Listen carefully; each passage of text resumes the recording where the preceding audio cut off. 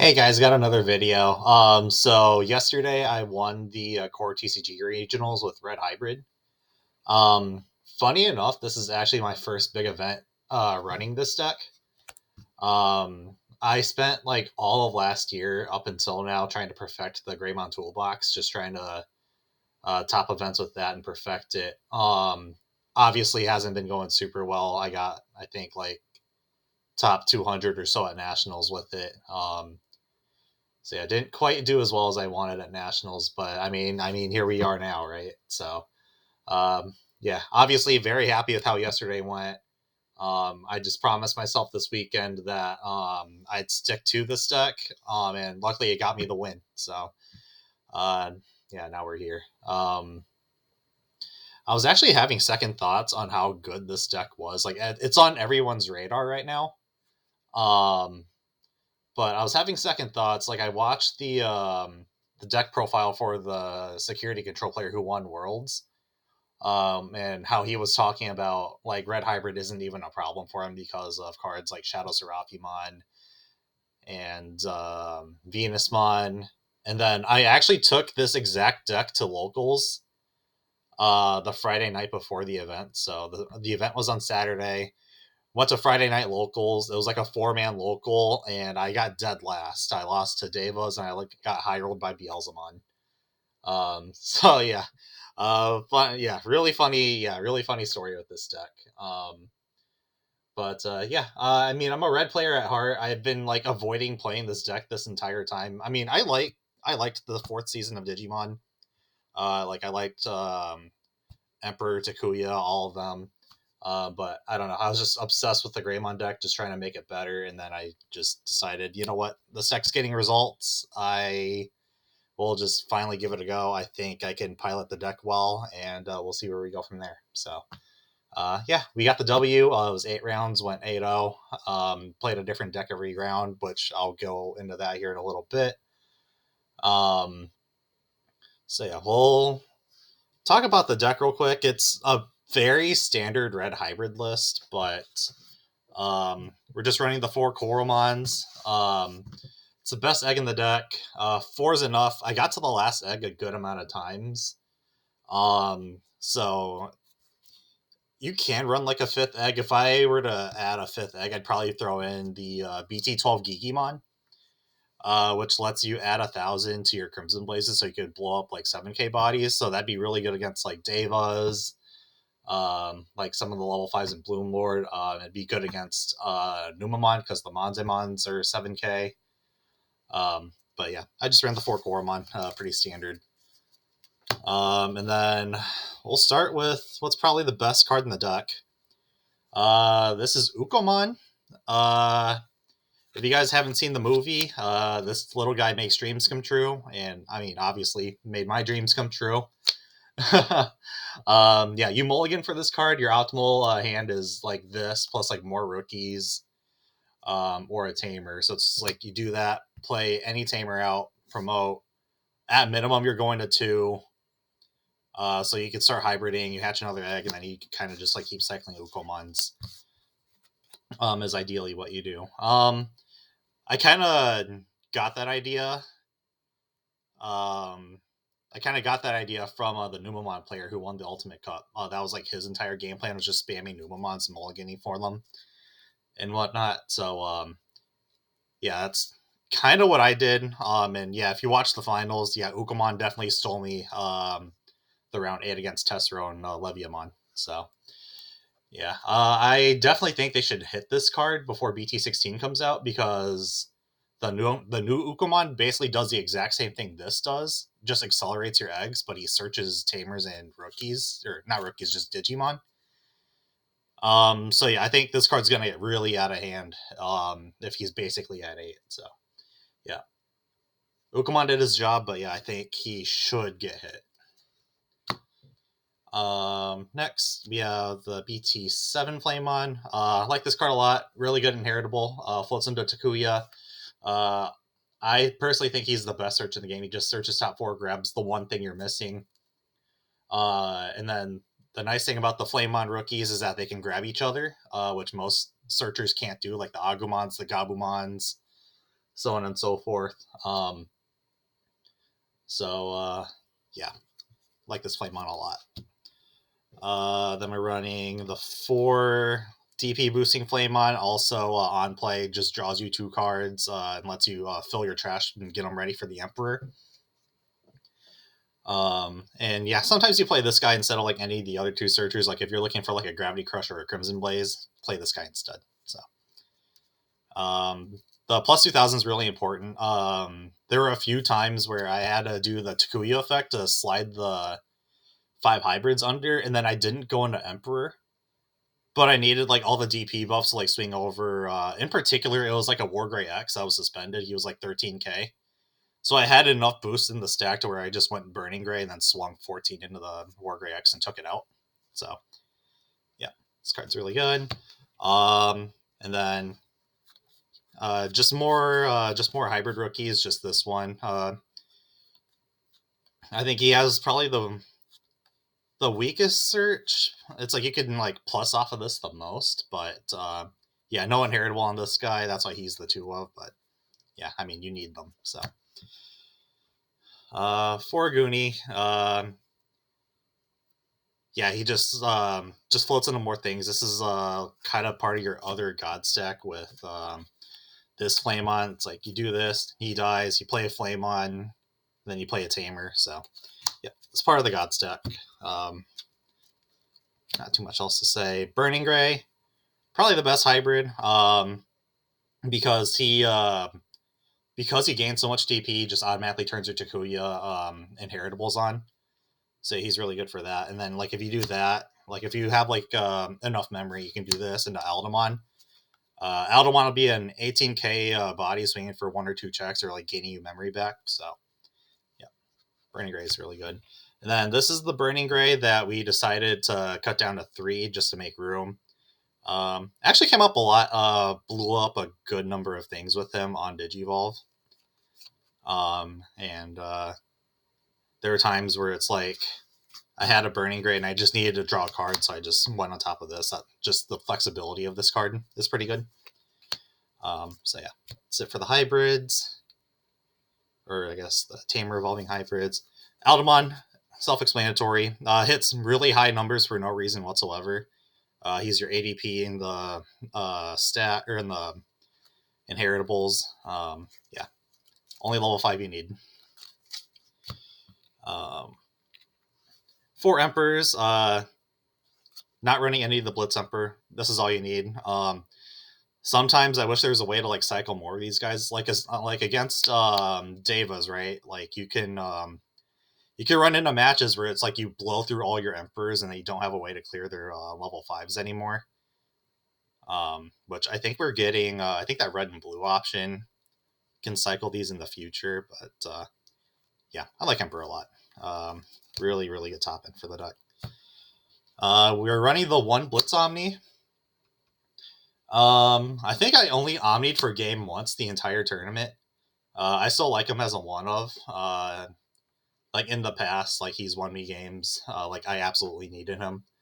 I think he also acted as like a timely security bomb in one of my matches too. But yeah, I love Omnimon. No way I'm building this deck without him. So, and we got the Serial Omni. So I mean, I'm probably not playing with it, but it's like technically we can like bump this up. So it's cool. Takuyas. I mean, you need them. They're standard. They're the bread and butter of the deck. So not too much else to say. And yeah, and just in case like a lot of you weren't aware, it's like you can put the 5 hybrids underneath the Takuya, decline the evolve into Emperor. And then you could just make like ideally just like throw a hybrid on top of here, they get plus 12k, and then you can just start swinging or something crazy. Actually came up a lot against the Wargrey matchup just because I kept getting choked to like 1 or 2 and I couldn't actually Emperor him, so then I just beat him down with a normal hybrid. So we're running 3 Gravity Crush. I was actually originally running 4. I love this card a lot. I think it's really really degenerate. because the memory gauge is like the balance of the game, and this card just says no to that. That and Blinding Ray. I actually top 8'd a regional back in BT15 with Black or Gray OTK running this at 4 and Blinding Ray at 4. And yeah, the stuff I was able to do with that was insane. Like I had nothing but like an Agumon and Raising and a Cool Boy.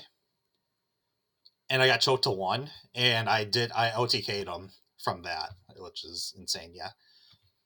This card's really good. Doesn't have a drawback if you just kill them. And then can also just like surprise them. So yeah, it comes up a lot. I mean, I keep talking about the Wargrave matchup, but I actually saw all 3 of these against them, and all 3 of them mattered. So,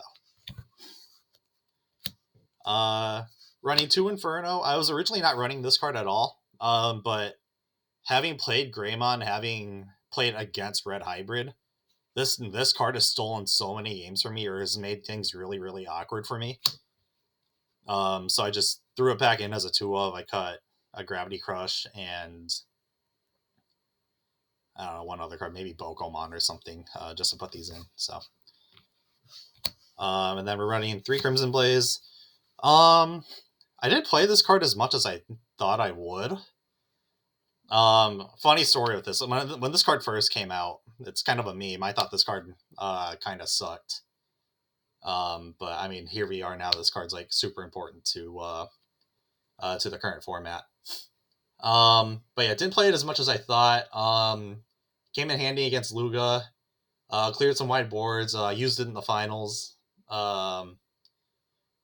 Came in handy against the one Numon player I played. I would say you can maybe cut this to 2, and then I don't know what I turned this into. Gravity Crush maybe, but yeah, I mean, the 3 Crimson Blaze did fine though. So, all right. So that's the deck. I can go over the matchups here real quick. Round 1 is Melga. Game 1 went really smoothly. Game 2, they went into the secret rare Melga and stunned my Tamers. But their Melga was suspended still, so I just went into Emperor, blew it up, and then I won the next turn. Round 2 was Luga. Thinking about Luga, I think Luga was actually the only person who took a game off me the entire tournament. I think I 2-0'd everybody else. But yeah, they high rolled me game 1. And then games 2 and 3, I remember they said that they couldn't find the BT14 Lugamon. They kept finding like all the other rookies, so they couldn't do their combo. And then I just rushed them at that point. So that's how that went. Round 3 was a Rune Mode Turbo. I have actually had a pretty rough time against that deck as of recent. In the GFG tournaments, that deck is kind of running amok a little bit. But luckily he couldn't do the combo efficiently enough to where he goes into Rune Mode, keeps turn, and is able to swing with it. So because of that, I was still able to go into Aldemon, swing like 2 checks at like 13 or something like that. And then was able to just like steal the game next turn. And then game 2 he bricked. Round 4 was Deva's. So this is a matchup that kind of gave me issues the night before. Long story short, it was a 2-0. In both games, I double Emperored him in 1 turn. Both games, just like killed all of his level 5 so that he couldn't ace me, and then just swung out at his security. So yeah, that I feel like I got really lucky in that matchup. I feel like that I don't know how that matchup's supposed to go. I don't know if I'm just going about it wrong, but it feels like a bad matchup. Leomon, this one was a bit tricky. This was probably my longest match of the day. There were a handful of times where I thought I had game, and then he just like he was running Mega Gargo Ace and just like kept like acing me, blocking me, or like kept like finding ways to like stop me from actually swinging for game and whatnot. Other than that, it wasn't like too tricky. Or I mean, it was tricky, but it was like still kind of difficult, but we still got there. So, he didn't really get to swing at me too much. So there's that. He was just on the back foot the entire time. I think that's round 6 now. Yeah, round 6 was Numamon. I was actually really scared for this matchup because going into this event, I'd only played like 5 games total into this deck. I was trying to practice into this deck, but I think the one person at my locals who has the deck built, kept not being able to attend locals. And then when I was playing in like some of like the online weeklies, no one was playing the deck for whatever reason. So I had so little information on the deck. A lot of my information actually came from I watched the deck profile from the Ultimate Cup winner, and kind of got his input on it. And I know he did really good in this tournament. He got, I think, 11th. But yeah, I kind of just played reactionary to whatever was on the board. Tried to play Crimson Blaze whenever he had like 2 or more things on board that I could actually blow up with Crimson Blaze. Game 1, we had kind of a funny stare down at the end because he played the Black Montemon on made it so that my 5 costs and lowers couldn't swing, and I ran out of hybrids in hand. So then I kind of had to like play like the slow game of like board control for a little bit, but I finally got it. And then game 2, I took that one really quickly because he made a Numamon X stack without the X antibody or the Numamon. So I blew it up with a Burning Gray, and then it all snowballed downhill from there. Round 7 was Wargray OTK. So like I said, I've been spending so much time trying to perfect the Greymon toolbox. So I know this deck inside and out. So like he was making stacks with like the BT5 Greymon, or it's like he would just hard evolve into like the Metal Gray X without swinging it. So I'm like, okay, I don't really care about your stack as much because he doesn't have any sec pluses in the stack at all. And Wargray, because he's playing Wargray OTK. Like Wargray OTK needs that so desperately. It's so piece reliant. Kudos to him for making this far. I wish I could do that. Honestly, I just can't. I am not lucky enough to do stuff like that. But yeah, he never went into Raid Wargray. Like I looked at his deck profile after the fact. He was running 3 Raid Wargrays. Never went into it once. And if he had that plus the blocker, it actually would have made things pretty difficult. But he just never went into it. So there's that. And then game 2, I high rolled the heck out of him. I saw all 3 of my Gravity Crushes, popped them all. Went Emperor Gray, used an Inferno, swung the last 4 checks into security, which I turned off a Crimson Blaze and a Hades Force, by the way. And then I just swung out with my rookies at that point. And yeah, there were he had a couple stacks where he was like, he ended turn on like a War Gray X or like a Metal Gray X.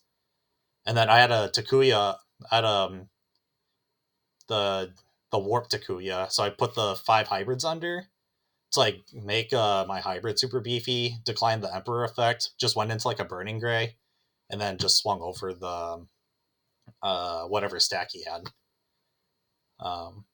So yeah, it's probably like the biggest IQ play I did with the deck. I mean, the deck's like pretty straightforward and brain dead, but I don't know. I thought I was pretty clever with that.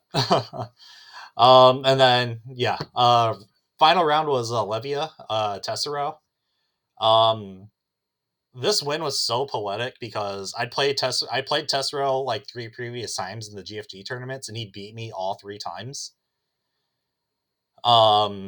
So I guess winning my first big event over him was just like the biggest, like, I don't know, like anime protagonist, like big finale type finish deal or whatever.